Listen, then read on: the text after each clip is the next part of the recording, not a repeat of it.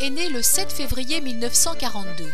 Beau bébé joufflu, elle trône déjà majestueusement sur une peau d'ours de la Buclière, et cette petite Cendrillon aux sabots sait déjà que son destin sera exceptionnel.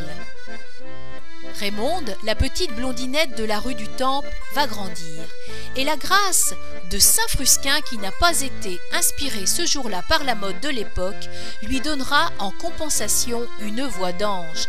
Raymonde sera chanteuse. Roger est né quelques années plus tôt, le 21 octobre 1936, au lieu-dit Les Marages.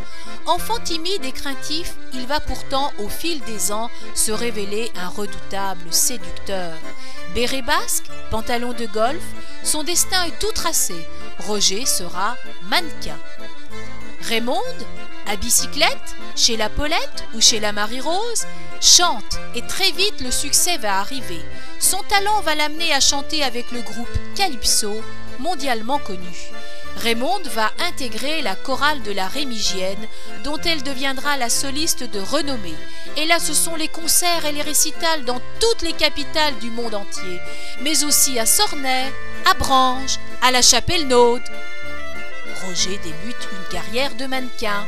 L'élégance et le raffinement sont innés chez lui. Comme Georges Clooney pour Nespresso, Roger va devenir l'ambassadeur de la marque Geva, célèbre marque de charentaises. Les charentaises seront comme une deuxième paire de pieds. Il les portera pour toutes ses activités, repos, sport, concours de tarot, pétanque, jardinage, maçonnerie, mais aussi voyage à l'étranger.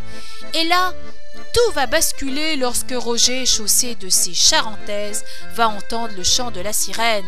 C'est là Raymonde Fleuret de la rue du Temple qui chante Étoile des neiges.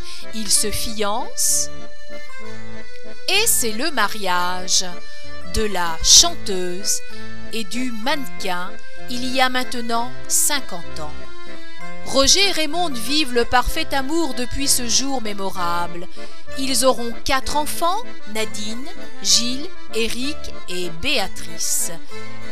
4 petits-enfants, Manon, Émile, Félicien et Célestine. 2 gendres, Manu et Thierry. Beaucoup d'amour pour cette famille, mais aussi pour leurs animaux.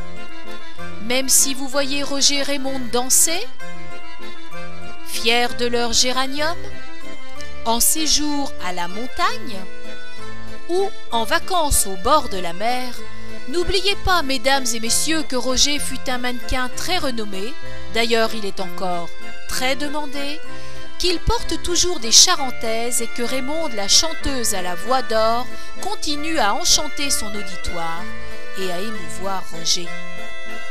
Ne sont-ils pas adorables, ces deux-là ?